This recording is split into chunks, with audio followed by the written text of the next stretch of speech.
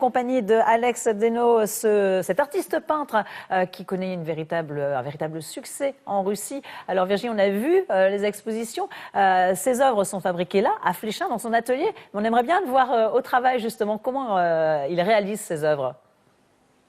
Alors, on va le voir travailler, Alex, vous le disiez, il est une vraie star aujourd'hui en Russie, par ses tableaux engagés politiquement, on l'a vu, mais pas seulement, il se fait aussi beaucoup de portraits.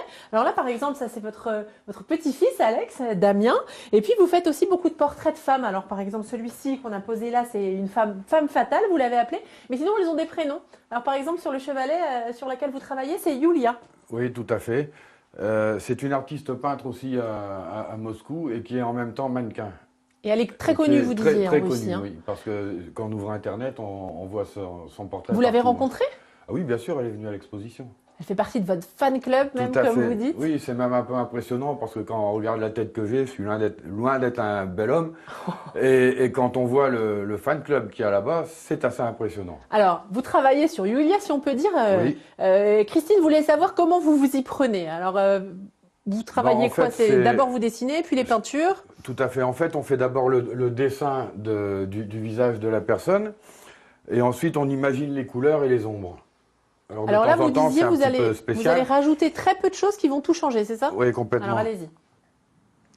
Là, en fait, il ne faut pas grand-chose pour donner un regard à une peinture. C'est dommage, il y a un contre-jour avec le soleil. Mais on peut la déplacer, hein. Il faut la déplacer? De faire simplement une tache blanche dans l'œil, et ça donne déjà du relief.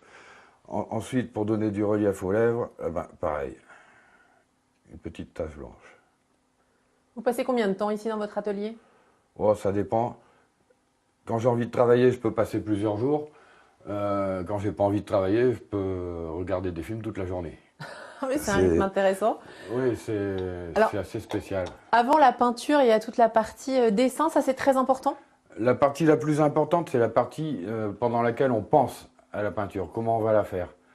Ensuite vient le dessin et ensuite le passage des couleurs. Alors on peut imaginer une toile avec certaines couleurs et puis selon l'humeur du jour, changer au dernier moment. Alors, ça c'est votre atelier. Oui. Officiellement, c'est là que vous travaillez. Si votre femme était là, elle râlerait.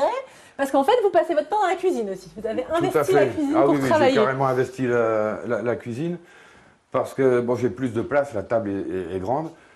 Il faut reconnaître que dans un atelier d'artiste, c'est plutôt le bordel. Voilà, ça va, vous avez rangé pour nous, hein, vous avez triché. Oui. Alors, qu'est-ce que vous êtes en train de faire? Allez-y, montrez-nous. Là, je suis en train de refaire une autre toile avec la Terre, la Lune. Il faut savoir aussi que lorsque je dessine, par exemple, des cartes, je les fais un petit peu au pifomètre. Comme je me rappelle, mémoire. Voilà, de mémoire, comme je me rappelle. Là, par contre, vous voyez, j'oublie pas l'Italie. Pourquoi vous dites ça? Parce que je l'ai oublié ici.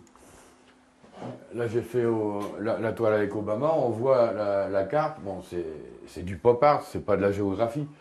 L'Italie n'y figure pas.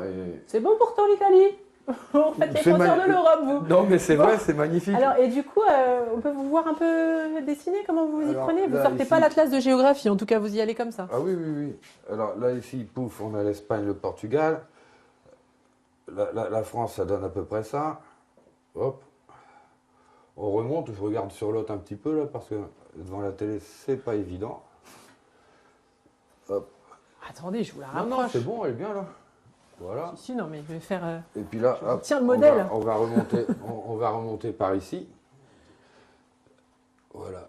Alors ici, on est... Est-ce que vous avez eu des commandes en Russie? Oui. De choses existantes ou des commandes de choses que vous devez faire?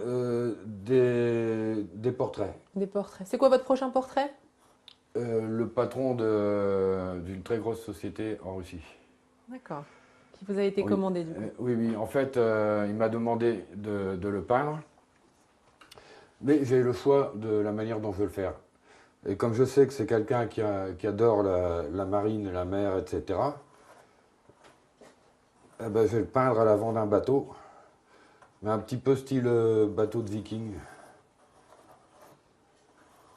Merci beaucoup Alex, merci de nous avoir accueillis chez vous ici à Fléchin. On va vous laisser travailler, on va rester encore un petit peu avec vous. Il paraît qu'il faut que je reste parce qu'il faut que je serve de modèle, c'est pas ça que vous m'avez dit? Tout à fait. Bon ben voilà, je change de carrière, hein. Je vous tiens au courant si je reviens ou pas. Vous nous ramènerez l'œuvre, Virginie, j'espère. C'est sûr, c'est sûr. Merci, Virginie. On va rester dans notre